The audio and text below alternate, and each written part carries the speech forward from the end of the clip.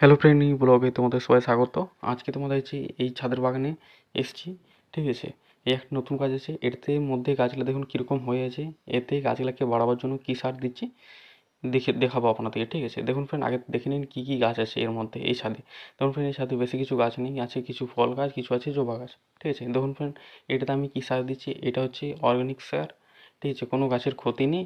এই সারটা অ্যাপ্লাই করার জন্য কী করবেন, আগের থেকে বালতিতে 1 বালতি জল 2 চামচ এতে ভালোভাবে ওষুধটাকে গুলে নেবেন।